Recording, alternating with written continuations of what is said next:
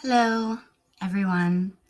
Welcome to part two of How My Children Were Groomed type series. Part one, which I will leave a link in the comments. I need to write down the links as I tell you because I always forget. Um, I talked about a couple ways in which I witnessed for myself Mona's grooming. Um, And if you are watching this on Facebook, it's so interesting because the courthouse kidnapping ones originally, I was just making them for YouTube.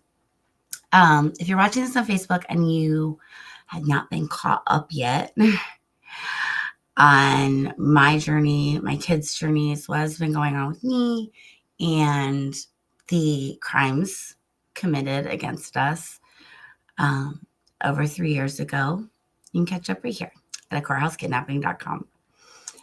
I am going to be talking about non-sexual grooming today. People think that grooming is just weird sex stuff. It's not. It's not. Anyone can be groomed by anyone else in any kind of position of power or any kind of authority over them. Caretakers have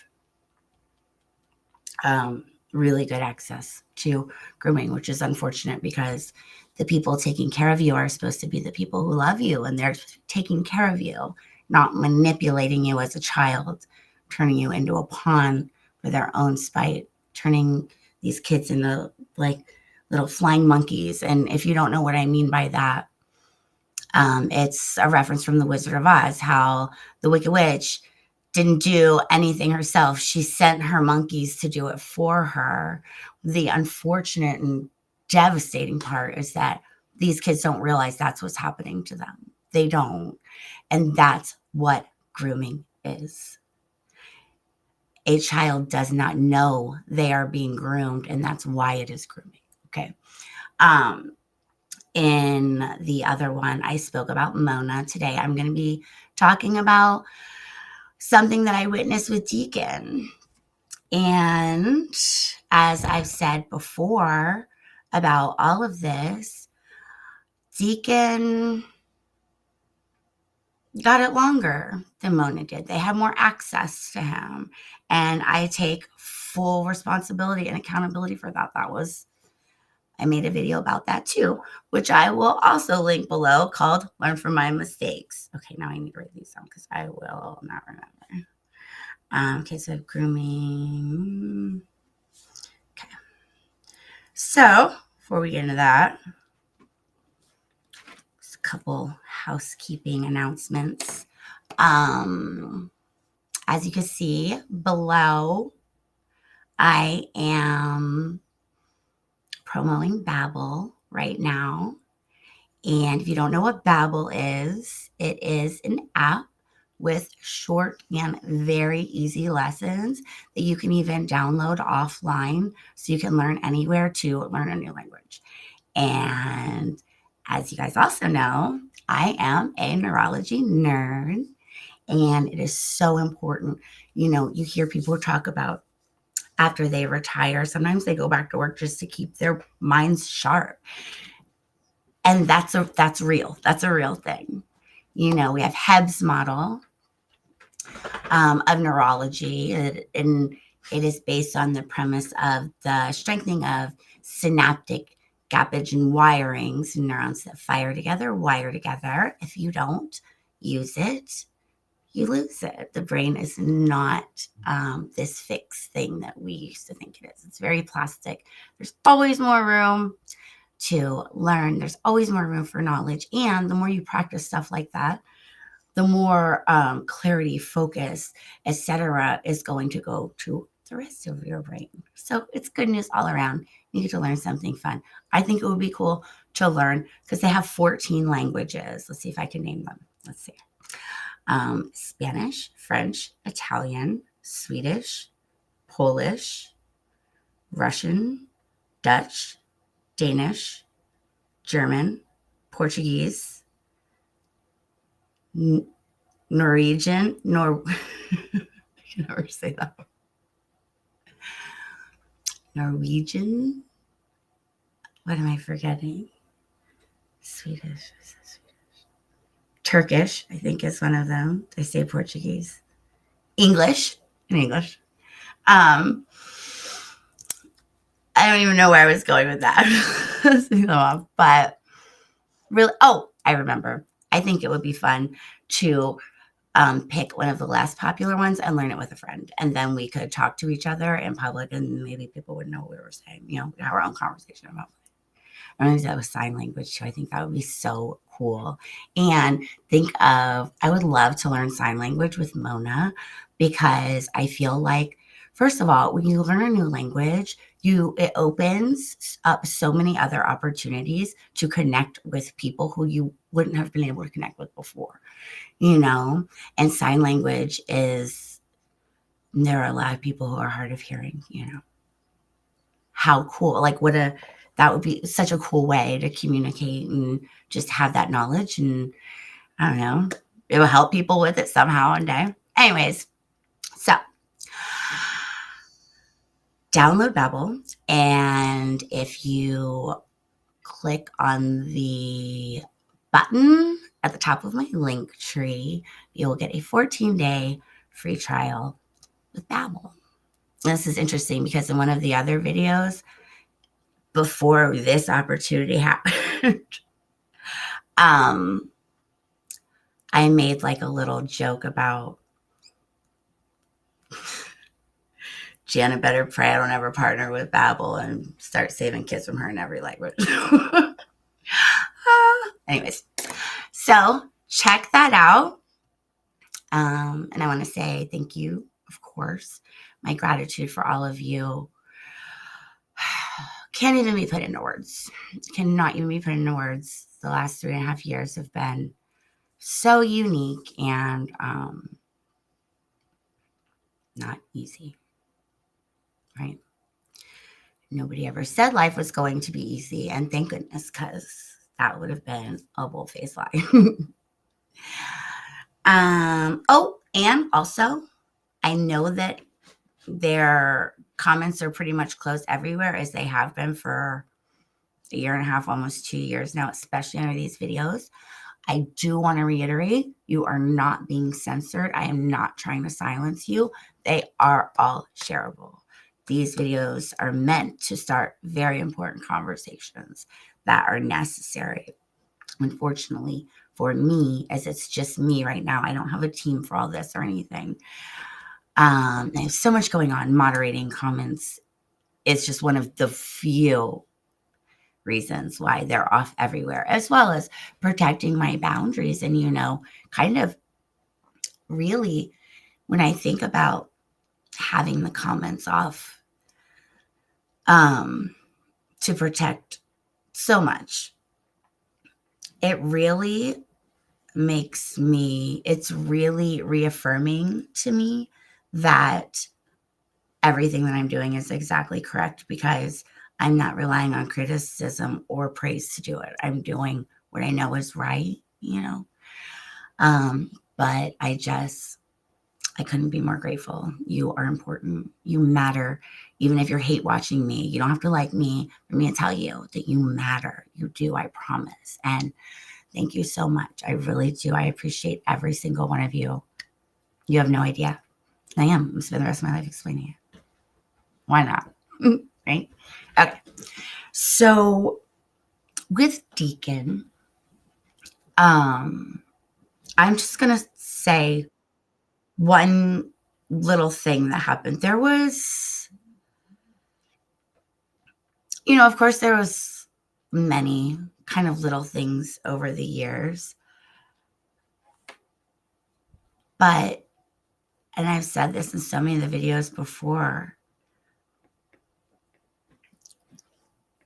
even when you see red flags, you don't think your family would. None of this is normal. None of this is normal. Anyone who thinks it's normal, I have bad news for you. It's not. A regular divorce should never turn into child trafficking ever. and we're going to talk about grooming. The consensus that I've been getting is it's about we're at about 50-50 split when it comes to people's opinions on what's going on with Deke, and even some of the people around him now. And it's interesting because as he's getting older and the story is becoming more public and I'm telling more of it, it's unfolding. There's been a turning of the tides a bit.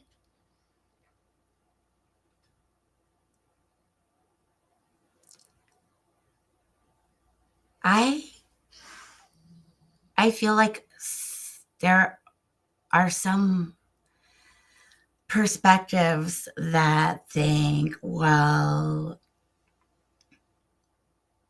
Deacon should have said something, or like now he's 18, he should say something.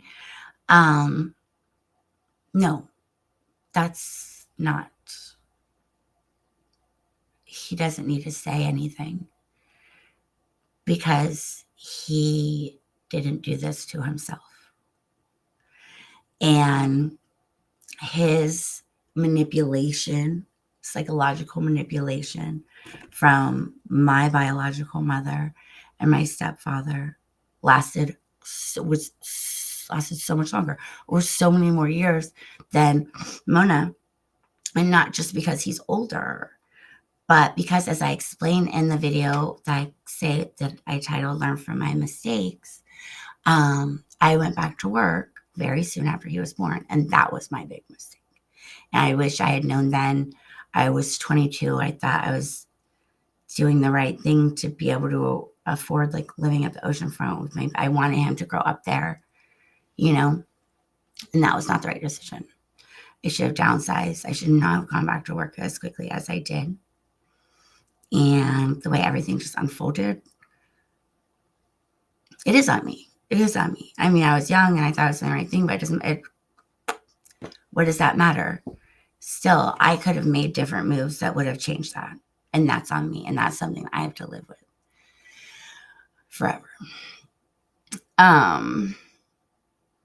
So Jennifer and Chris, ended up watching him a lot while I was working before I got so sick with fibro and narcolepsy and everything. And I worked a lot.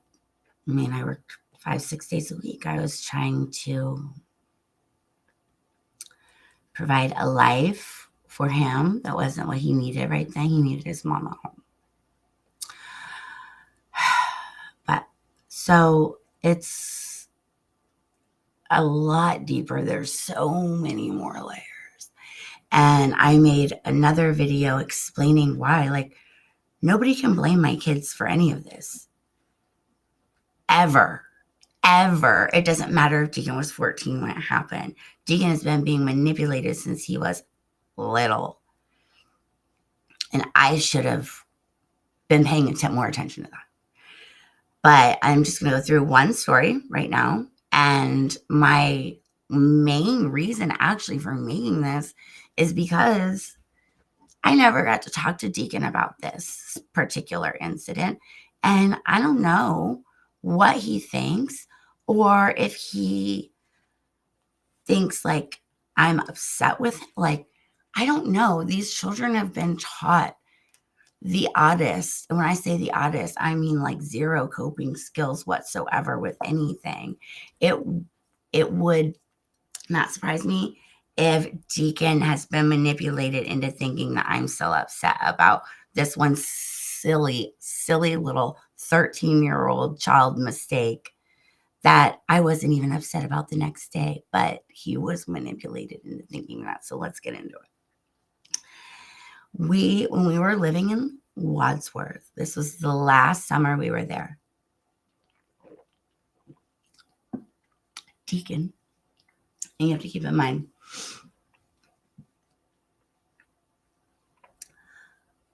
when after Josh left and left us in military housing, I didn't have a boyfriend for 2 years because my main focus not only was one, I was sicker then than I am now. I believe that because I don't know if I was sicker then, but I've learned how to take care of my body better now, with just in so many different ways.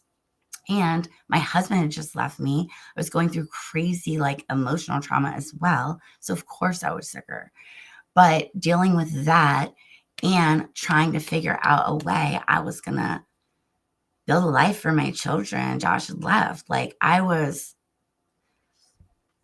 a lot. And I was doing it all by myself. I didn't have any family. Um, not only did I not have family helping me, I had family actively trying to sabotage me. And you know what? I'm going to link that video below too. That happened a lot, but this is just one of the times. I mean, it was just, when I look back, there's a lot of times over the last 3 years, but this was like the whole year before. Like it was just a lot. Oh, and we were like bullied in that neighborhood in a weird way. The kids were, I was, people would push over our trash cans for no reason and then try to blame my children. And you know what I think it was? I think it was that it was a military neighborhood, but I'm from here. All the military spouses, like wives and stuff, would all hang out together, of course, because they were all from different places. So they're going to find solace in each other. They're going to find familiarity in each other. And that was their bond. But I just lived there. I grew up here my whole life. So I didn't hang out in that neighborhood like that. I didn't really leave my house that much. And I don't know. The military wives were not nice. They were not nice.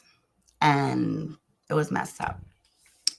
So we all had a lot going on when I lived in Wadsworth. I did like the location, and I actually liked the inside of the setup in the house. I liked the neighborhood, like the setup of the neighborhood and everything. The people in it. Back then, of course, it's probably all different people now because they move, when they stay. Okay, anyways. So Deacon had started hanging out with a couple of the kids in the neighborhood, one of whom I was not a fan of. And I told him that. I was like, baby, I don't know, but this kid doesn't really seem like good news to me. And if you know anything about my son, he is the most amazing. He has a heart of gold. He is not, so out of character for him to do anything where he knew, but he was 13. We all do dumb stuff at 13. And he was hanging out with this older kid who I think was 14. And one day they were out, and the kid said that he was going to take one of the neighbors' deliveries or packages off of their porch. And I don't know what Deacon said, I wasn't there, but Deacon was walking by with the kid, and the person's ring cam just happened to catch Deacon's face on it too. And all of a sudden, before I even talked to Deacon, how I found out about this was I have people. There was this one girl in particular. Ooh, she's still on my block list. She used to take pictures of my kids and try to put them online. She was crazy. She was at my front door calling my son all of these names. And I'm like, whoa, whoa, whoa. What are you talking about? What is going on? This is so out of character for my baby.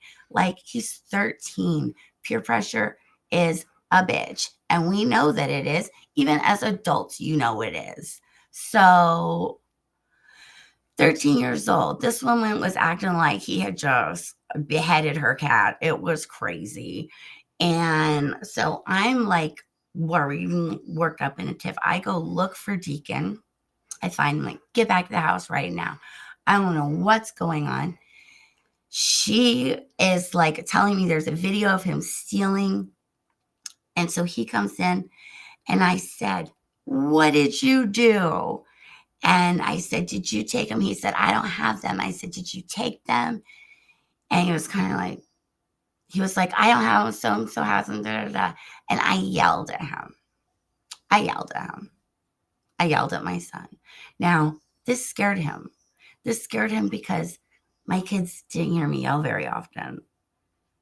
And I would never, ever, ever, like, hit my babies, ever, ever.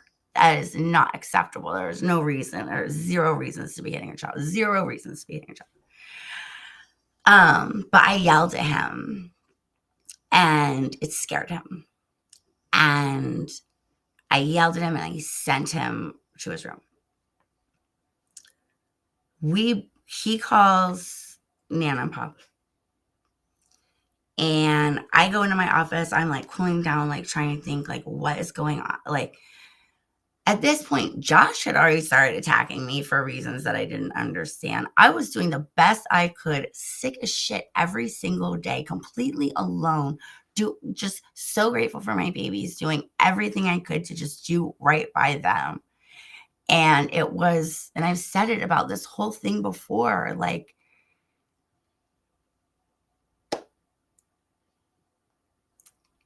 I just can't think of anything else I could have done different to have made this turn out any differently than what it has. I mean, I've done everything with the resources and what my body will allow me to do. Like, but so Jennifer and Chris come over. This is where the grooming part comes in. Jennifer and Chris come over. Now, keep in mind, this was after I sold that house, the house that they lived in rent-free for 10 years. And when I had to sell that house, that was when she decided that she was going to take me down because I could no longer provide a home for her. So I was no longer, she was ready to destroy my life. And it's crazy. I mean, it's not that crazy that people don't see it, because she's such a good actress, and I didn't see it for so. I mean, I was 37 before I realized who she was. Last winter was really bad. I was very, very sick. She knew. And one day we'll get to that video. That woman is not my mother. Anyways.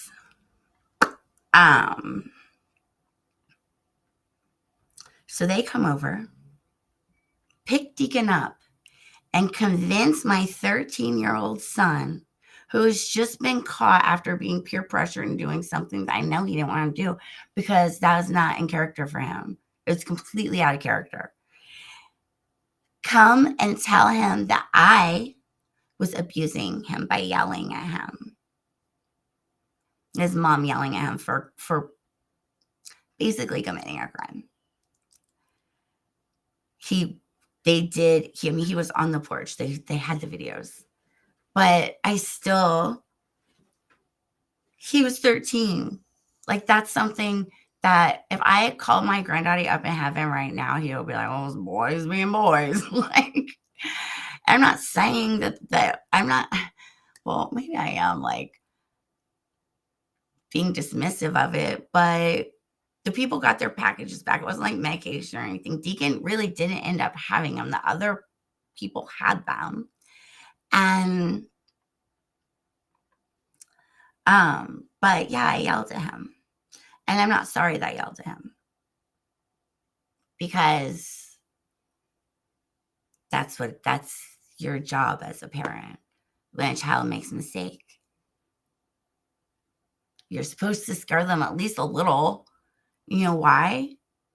It's important that you do it now, so 20 years from now, you don't have someone significantly more dangerous to your child scaring them in prison. You know what I mean? I'm his mama. Yeah, that was my job. And I did not like yelling at him.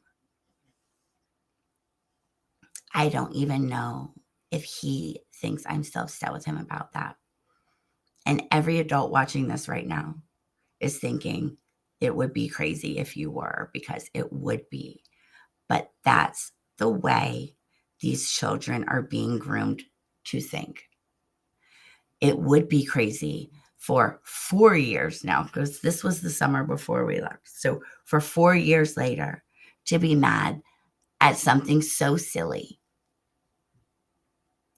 But they have my son and my daughter, both victims here, convinced that whatever it is they were upset with me about, which I still don't know, I've never gotten an answer because there isn't one. They should still be like the fact that in a very culty way, their own mother has been ostracized from the family, and other adults that aren't a part of the family but around viewing in can't see that. I haven't seen my children in 3.5 years. I live 15 minutes down the road. That's crazy that nobody over a house. Jennifer and Chris ruined my life because I had to sell the house that was never theirs. It was left to me by my dead father, and then they used my father's death to turn me into some kind of weird accidental polygamist, make me homeless after I was disabled, leave me on the streets, and leave me to die not once, but twice now. Yeah, it's been a lot. It's been a lot. And Lisa's motive is just because she's always wanted to sleep with her son. Josh will never be able to have like a regular marriage or wife or anything like that. Lisa's had it out to get me. I could tell. Ooh, I will make more videos about some weird stuff that Lisa did. And I mean, everyone saw it.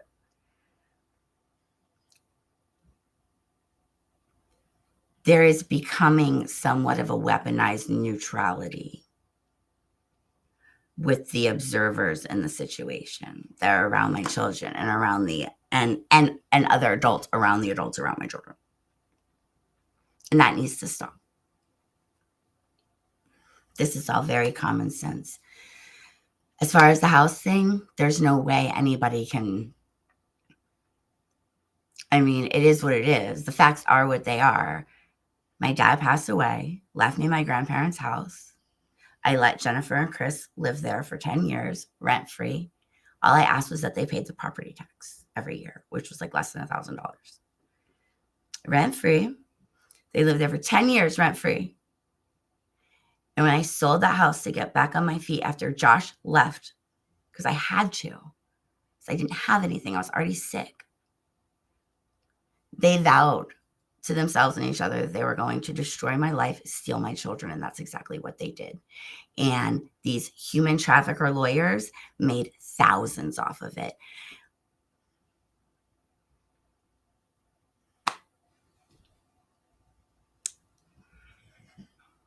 Life has not been easy.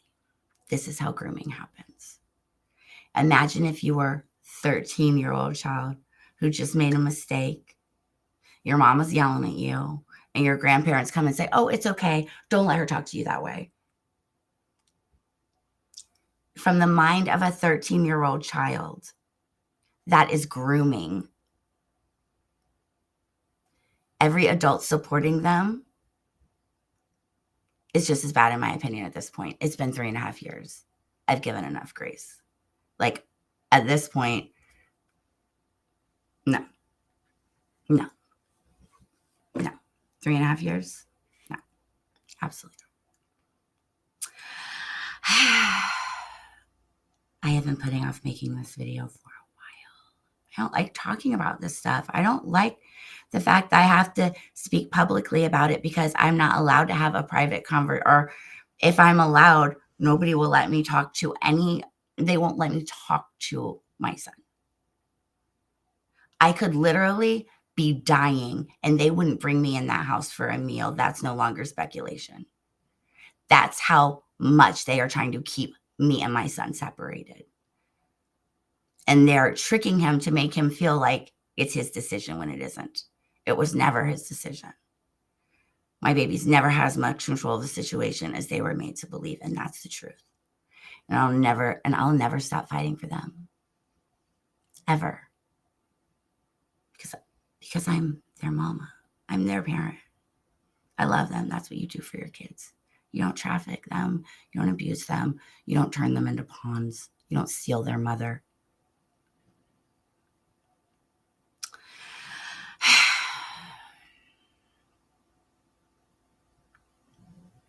So, if you would like to make a donation to Mona's Laws, which is also something that I will never stop on until some progress is made to protect every other, because like I said, with my kids, custody stuff's done. It's a wrap. We're not going back to custody court. I already promised Mona that we would never do that.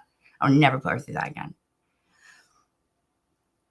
Mona's Laws will be to protect your kids and my kids' kids and your kids' kids. And I'll never stop. I'll never stop until there are some kind of safety measures put in for these kids and their parents.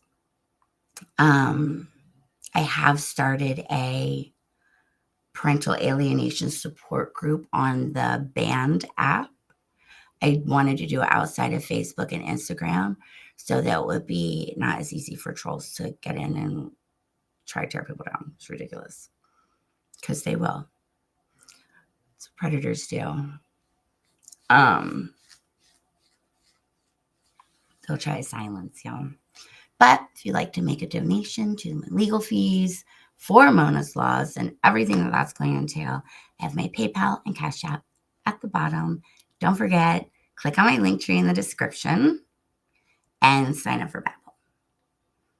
And we can save the kids in all the languages. Thank you guys so much. And stay grateful for all of our blessings and, of course, every single one of our challenges, because our blessings bring us peace, our challenges bring us strength. And I'm starting to understand fully why this had to happen to me and my babies. Because I'm loud and they're strong. Thank you guys so much. I couldn't be more grateful for this platform, all these platforms, and all of you. I hope everyone has a wonderful day. And go subscribe to the vlog channel as well, which is YouTube at Always One Smiling.